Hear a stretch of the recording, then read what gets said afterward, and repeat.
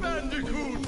Again, greetings, ladies and gentlemen. This is Keyblade Jojo here, and welcoming you to another playthrough of this insane trilogy. And wrapping it up, actually, because I've already done the other two games, and now it's time to end it with, of course, the third installment of the Crash series, which is none other than Crash Bandicoot. And, well, this is an any percent run. I'm not going to give as much dedication as I did with Crash 2, so it's going to be the same like Crash when it's at more fun and better controls. But loading, because it's loading all three games at once. New game. Override the save, I don't mind. But here we are with Crash 3, and... well, I'm not going to show the cutscenes again, because really there's no need for it, per se, because they don't really show that much cutscene, but I guess for this game's sake, I will at least show the conversations that happen in between, you know, levels. Like I'm talking about, like when you go through a portal, and let's get Coco. Even though we already do get Coco right off the bat, let's just like have the power to like switch between her. But we're gonna let the game mostly change us automatically. So, but here we are, Crash 3. So, for those that have been keeping or haven't been keeping up, or just watching this straight off the bat, I don't know why, but Crash Bandicoot 3, it focuses on our hero Crash right here, who likes to jump, spin, actually break, mess with that stuff, cool. Sorry, never messed with it that much before. And in this game, in Crash 2, he defeated his arch nemesis Neo Cortex again, but a new evil has arisen, and Cortex is using his master slash partner to wreak havoc in the time stream, as well as, you know, getting crystals again. And it's up to Crash and his buddies to stop them, but via, well, the time machine here, the time room, I would like to say. And we go from Earth to the medieval ages, Egyptian, or should I say really Arabian. Let's see, feudal, Egyptian, there we go, and future. Alright, past, present, and future basically is what I want to say, but mostly just past and future. Present is where we are right now, mostly.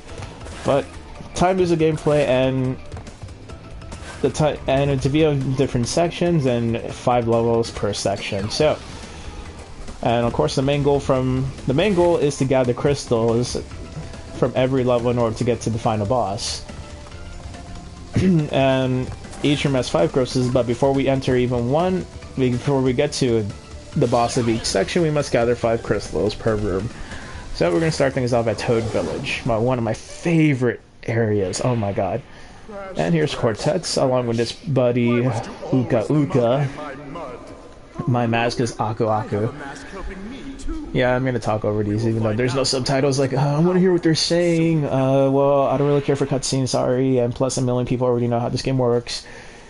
But, yeah. So, I probably rambled too much. But again, the point is, you're going across time and space, and you're basically just, you know, hanging out, gathering, you know, Wumpa fruit, crystals, gems if you want to. Gems are a secondary challenge for this game series if you want 100% it, but your focus is just the crystals, and there's only 25.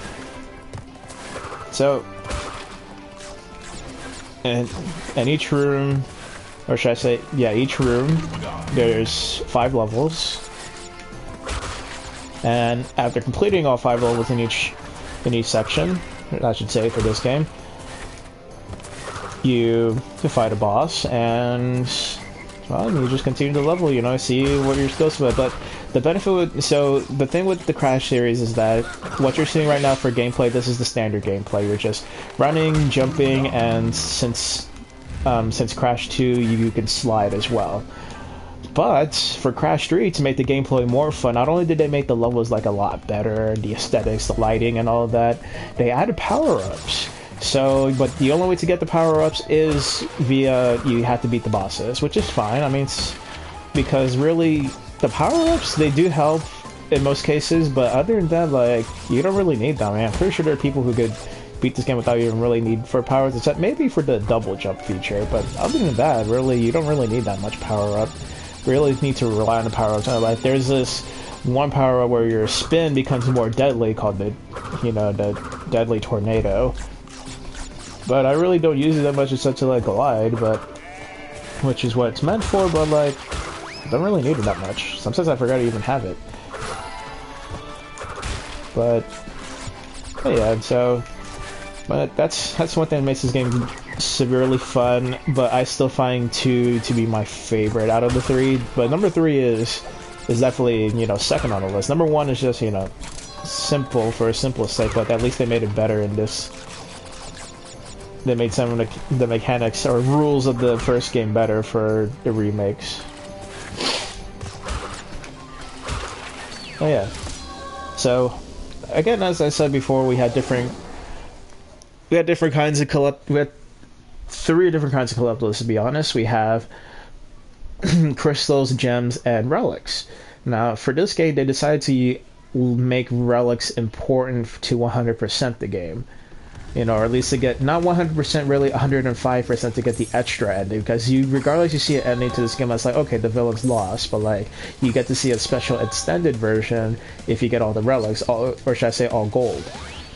Because there are different kinds of relics. There's platinum, sapphire, there's platinum, gold, silver, bronze, and sapphire.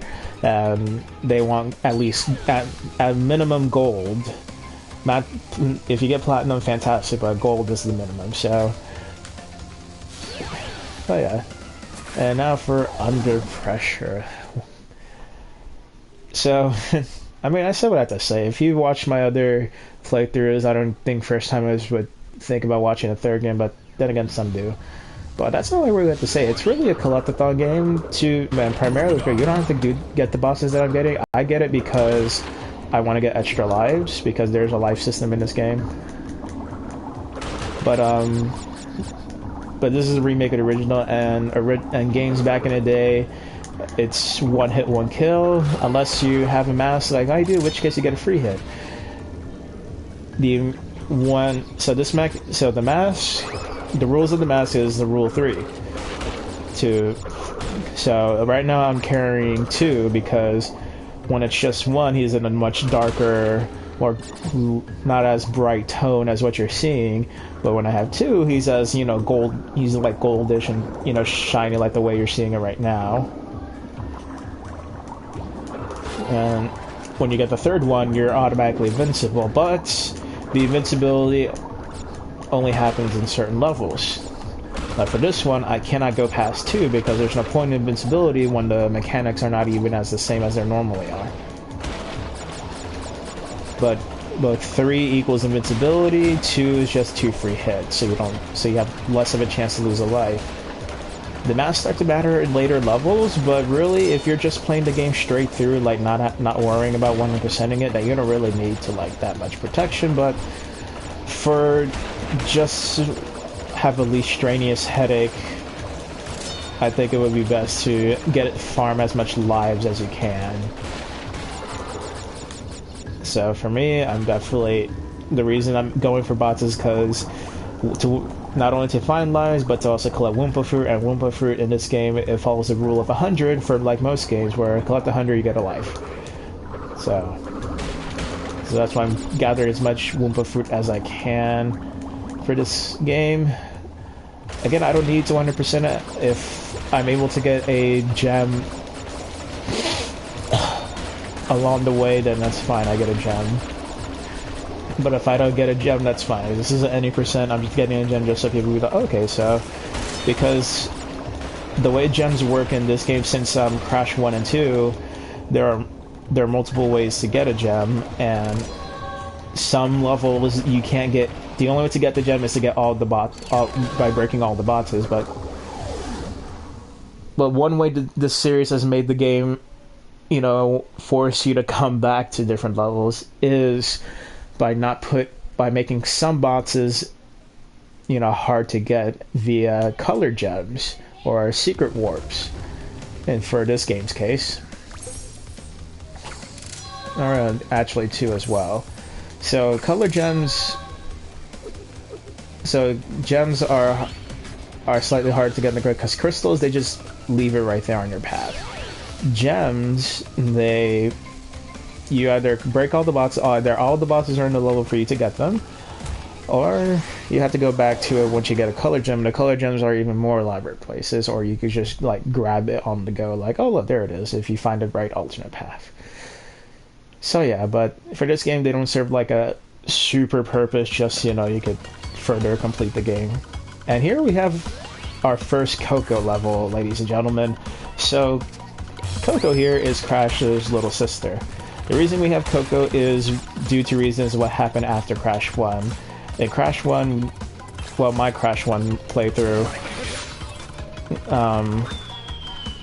Coco did not exist. And she didn't exist either in the original version of Crash Bandicoot. Why? Because Crash had at the time for Crash, he had but moms back in the day are like, what is that? What is that? You're not supposed to see boobs until you're married. I'm like, it's just a game. I don't even know what boobs are. But yeah. So Tana Bandicoot, because she was like, you know, I can't, you know, children. They decided to like find a way to ban Tana, or complaints to be like, you know, we don't like this character, that's fine, but yeah, we want to keep selling our game. Alright, the reason I'm dying is because in this, when there are levels that I know I could get all the bosses on, it's a thing for all people who play the Crash series. Like, if you know you can get all the bosses in one go without having to come back to the level, then go for it. You just gotta manage your lives carefully.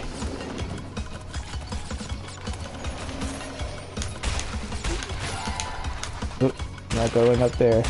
But yeah, so because of the amount of complaints that the developers got for having Tana, they decided for Crash 2 to give him a little sister, and people were like, who the heck is this? And then once the players found out the reasons, oh, okay. So, and Coco was just meant to probably be like a cutscene character, I guess, like in Crash 2, but they decided to like give her some love and make her a character to play as in Crash 3, and surprising, and well, it's actually fun to play as Coco, but unfortunately she gets very little love because they didn't really think like maybe kids won't like Coco that much. So, well, surprise, surprise, Coco has a lot of love, and they decided for the remakes, you know, because people love Coco a lot, they decided to make her playable in all 3 games this time around, but for the first 2 games via time portal, since time became a thing in this game.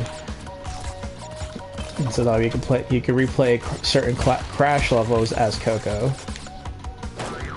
Nope, did not mean to do that. Yeah, the Great Wall levels are tricky in terms of getting boxes.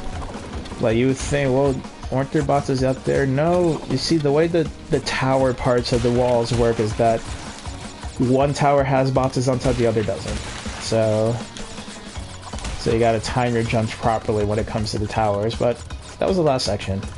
But yeah, Coco is really fun, and it's nice to see her getting like a lot of love put into her to give her the same. I mean, Crash and Coco play exactly the same, except her butt stop is, well, actual butt stop, while Crash is a belly flop. She plays exactly like her brother, and in this game she definitely plays exactly like her brother, because they get the same power-ups. She doesn't get any special power-ups for herself if you decide to play the boss as Coco, like, oh look, Coco gets this power-up. Like, no, she's a Bandicoot. She's just like her brother, the only difference is she carries her laptop around all the time. So she just has her own unique animations, and she knows the Crash dance, of course. So that was level 3, and now for level 4. So I can't switch between characters, but I'm gonna let the game do that for me. And here we have Tiny Tiger returning from Crash 2. his purpose is still somewhat the same. He likes to jump around, but giving his helmet, we can kind of guess where we're gonna what era we're gonna fight him at. Some say Spanish, I say, well, we're wrong. Roman Coliseum. I'm not spoiling it now, but then again, most people who are probably gonna watch this are fans of the series that already know what's going on. I talk a lot. I'm trying my best to like praise the game as much as I can because Crash 3 is a great installment to the series. I love Crash 3 to where it's like I'm playing Crash 2, just at a greater level. They have more unique level designs. They understand. They try to make it somewhat harder, but at the end of the day, it's your everyday Crash game. Because in terms of Crash's controls, the formula never changes for his controls. They just try to make the levels more elaborate, and in later games they try to definitely make it more platform based. A little bit right now because I can hear stuff outside my room, but yeah, let's see how fast we get. It's any percent, and as we pass, if you notice a little red grid based thing, if you did notice it, I cannot get not all the bosses in my first try. Sometimes I forget how most of it, because Crash 3, they make it so like there are 2 gems in one level, and I'm just like, okay, yeah. They make it so that there's 2 levels. It's making somewhat fair. So that way you don't have to really like collect all the bosses again.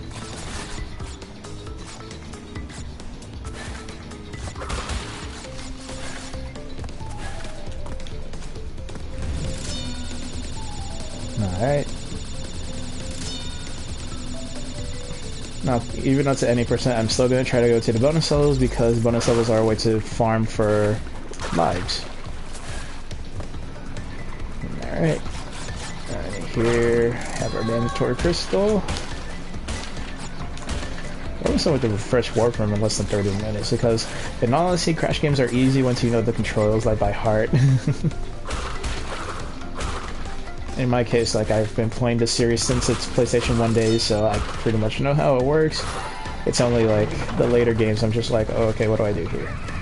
Because I never really got a chance to really play the PlayStation 2 games all that much of the Crash series. Mostly just tag team racing, but that's it. And I actually like tag team. For those that that despise that, I don't like tag team racing. Not enough, fun with Crash on foot. Me, I enjoy tag team racing for like the stunt levels and just like seeing the dial rounds. But then that's just middle school me talking. I never really played it in high school because I gave my copies to my little brother as a present. But yeah, I never played much of Crash in his PS2 days, and I most definitely never. Why did I spin in that? I most definitely never didn't play the Mind Over Mutant or Crash of the Titans. They're like the much later, the final days of the Crash series. Never played those. Because it just looked ridiculous. I'm just like, Crash is not Crash. I'm gonna not even pick up this game. But some YouTubers play just because, like, I started a Crash marathon and I'm gonna finish it.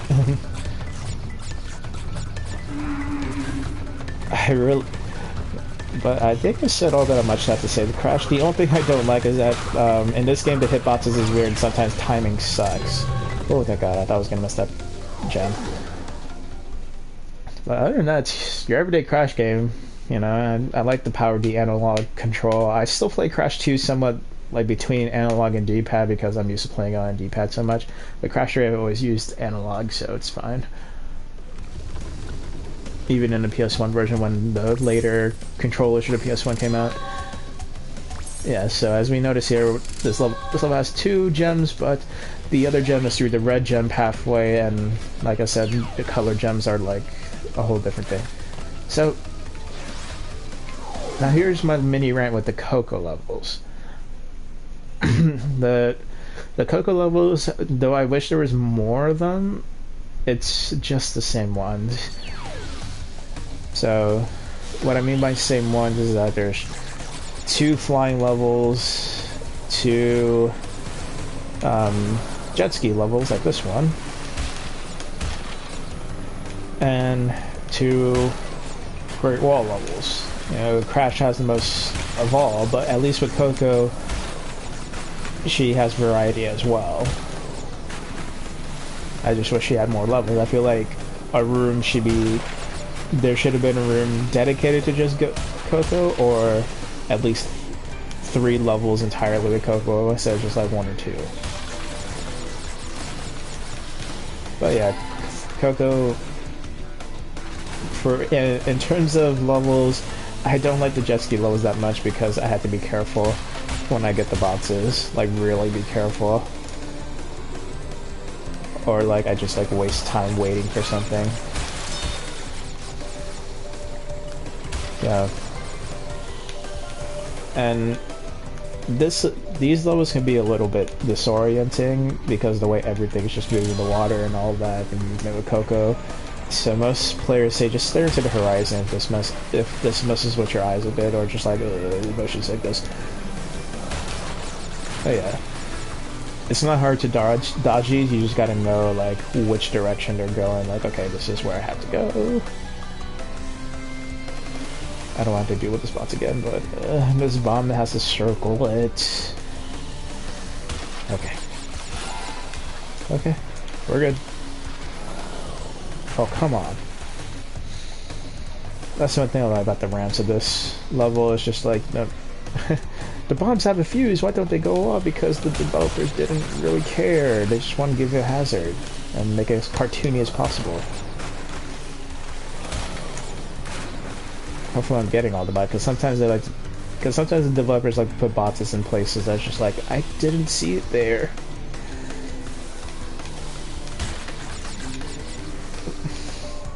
I know, I did say I was gonna do any %, but if I can get a bots gem without having to replay the level, I'll do it, just so I could show people, hey, this is how you do it, or this is where the boxes are. Alright, that was quicker than normal. I usually take forever with Coco levels, but I guess it's because I'm used to it. And I'm distracting myself with my own annoying voice, so... And so, as I said in the beginning, somewhat, after getting 5 crystals, or you get access to the boss of the world that you're going to. In this section, or in this game's case, section. And in this section's case, it is Tiny the Tiger in the Roman Colosseum. Coco. Fosters. This is this level. This boss fight to me is just like, if you know what you're doing, it's not the greatest boss fight in the world. I guarantee this is the first boss. He's meant to be like pretty easy, but like at the same time, it's just like, this is like a big, like beefy guy, and he definitely like goes with his animal instincts, but unfortunately his methods are easy because he just jumps around for a certain amount of minutes. Of course, you got dodge, and when he stabs his fork into the ground, you have to hit him, and there you go. Okay, so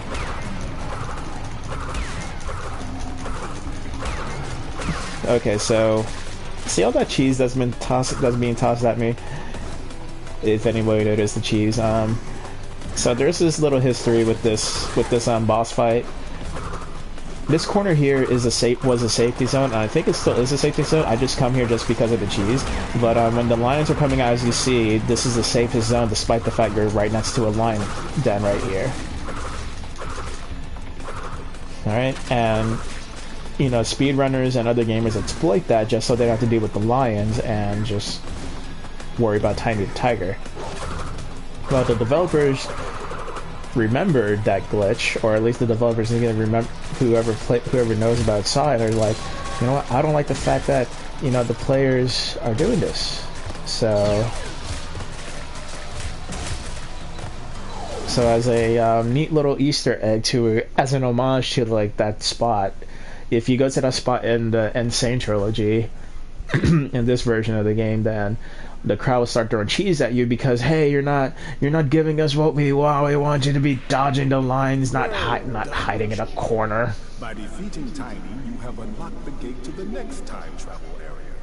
Go back time travel area, I say section. Same thing. From there, you will see that the gate to the second time travel area is now open.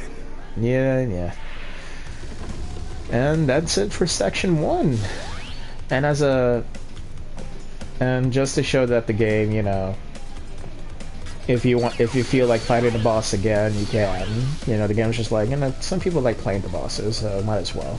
And this game definitely, and for streamers nowadays, definitely they like to have like a little boss rush for, like, you know, to help players are having trouble with the boss. They're like, I can't beat this boss. Well, there you go. You can play the boss again just to show them that. So that's it for this. Let's save. I'm gonna put it here.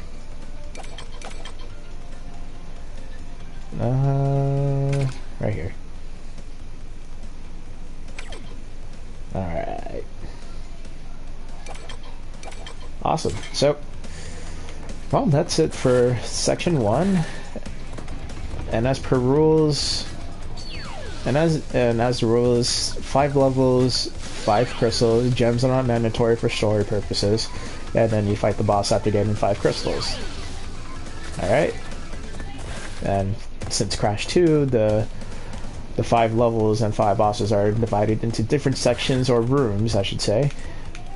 So, when we come back, we're going to be in the level 8, right? Yeah. Whew. In fact, when we come back, we'll start with that, because for warp rooms, there's no specific order. You can just hop into them anytime you want. But level 8 is one of 3 levels that not many people like about Crash 3 that I'll rant about another day. But thank you for watching. I hope to be back soon, probably later today, because this game is really good. I could literally beat this in a few hours if I want to, on any percent mode, not 100% mode. Like, subscribe if you want to, and see ya.